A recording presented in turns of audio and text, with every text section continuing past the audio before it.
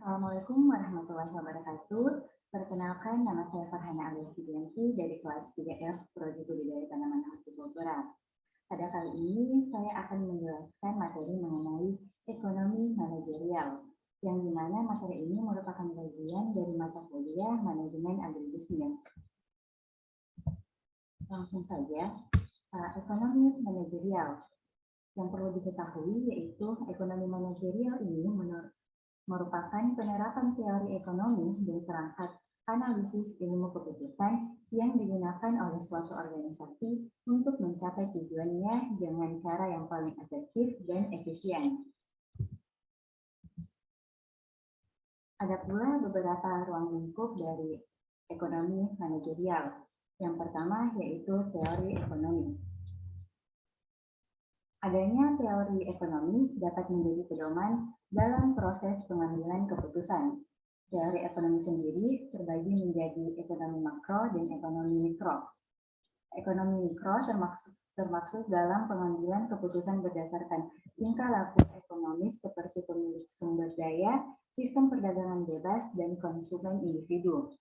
Dan teori ekonomi makro membahas mengenai sistem pengembangan keputusan berdasarkan output, pendapatan, investasi, konsumsi, lapangan pekerjaan, dan sebagainya. Kemudian ada pula pengambilan keputusan. Pengambilan keputusan manajerial harus menerapkan teori dan metode ekonomi dengan prinsip man, money, material, dan method. Kemudian ada pula ilmu keputusan, matematika dan ekonometri atau statistik untuk menentukan langkah optimal perusahaan atau bisnis untuk mencapai tujuan secara efektif dan efisien. Dan ada pula ilmu administrasi bisnis yang menjadi latar belakang teori dalam pengambilan keputusan termasuk diantaranya keuangan, akuntansi, manajemen sumber daya, manajemen pemasaran, serta manajemen produksi. Kemudian ada pula prinsip dasar ilmu ekonomi, yang merupakan patokan perilaku ekonomi dalam perekonomian yang mengarahkannya bertindak dan berkesesuaian dengan apa yang diharapkan oleh pelaku ekonomi tersebut dalam mengambil keputusan. Terdapat 10 prinsip ekonomi menurut N. Georgi Mankiw. Yang pertama yaitu setiap orang melakukan trade-off. Trade-off yang dimaksud yaitu semua masyarakat ialah suatu keefisiensian dan pemerataan. Artinya adalah jika masyarakat bisa mendapatkan hasil yang optimal dari sumber daya langka yang tersedia dan juga pembagian hasil dari sumber daya langka secara merata kepada masyarakat.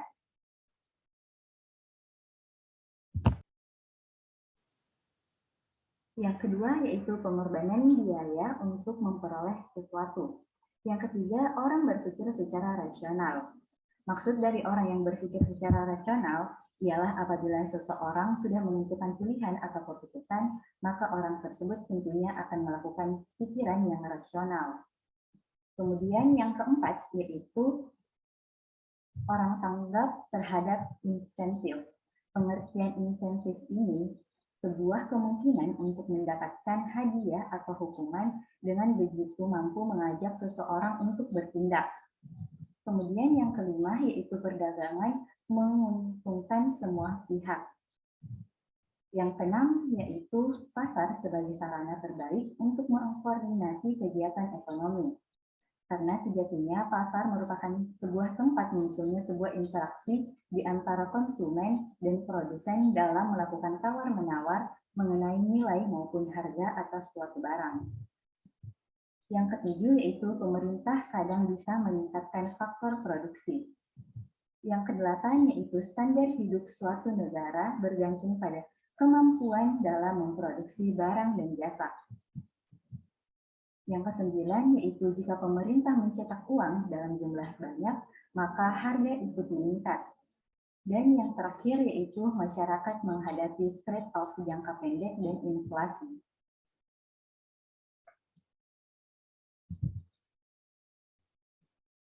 Selanjutnya yaitu ada teori perusahaan. Teori perusahaan merupakan konsep dasar yang digunakan dalam kebanyakan studi ekonomi manajerial. Esensi dari teori perusahaan adalah bagaimana perusahaan menetapkan alokasi barang yang diproduksikan dan pada tingkat harga berapa barang itu dijual. Kemudian ada beberapa butiran penting dalam teori perusahaan. Sebagai berikut. Yang pertama yaitu perusahaan bisnis adalah kombinasi antara orang, aset, fisik, dan keuangan serta sistem. Yang kedua yaitu orang yang terlibat langsung, shareholder, manajemen, employee, supplier, customer, mereka dipengaruhi secara langsung oleh operasional perusahaan. Yang ketiga yaitu sociality atau stakeholder, kegiatan perusahaan.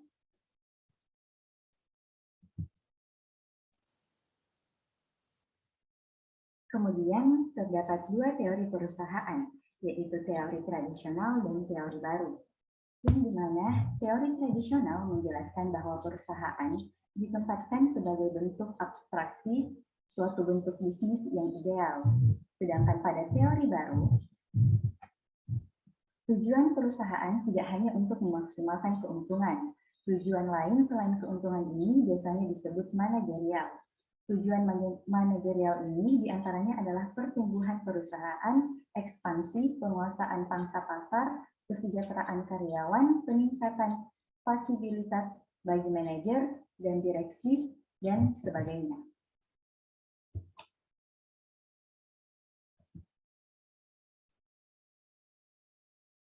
Kemudian yaitu keputusan manajerial. Keputusan manajerial ini merupakan keputusan yang harus diambil seorang manajer meliputi penetapan tujuan atau sasaran perusahaan yang bersifat jangka panjang dan juga keputusan kegiatan operasional sehari-hari.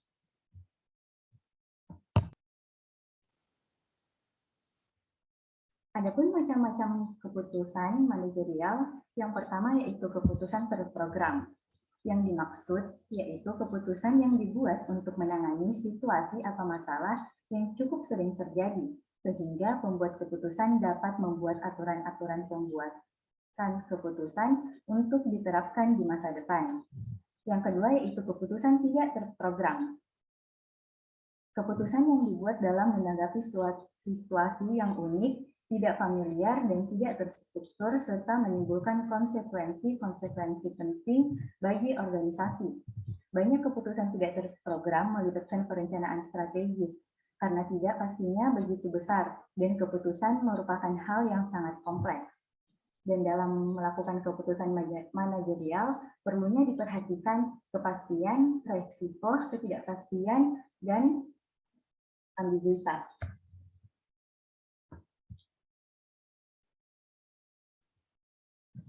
Selanjutnya ada langkah-langkah pengambilan keputusan. Yang pertama yaitu pengakuan terhadap persyaratan keputusan, yang kedua melakukan diagnosis dan analisis penyebab, yang ketiga yaitu melakukan pengembangan alternatif, yang keempat yaitu pemilihan alternatif yang diharapkan, yang kelima yaitu implementasi alternatif yang dipilih.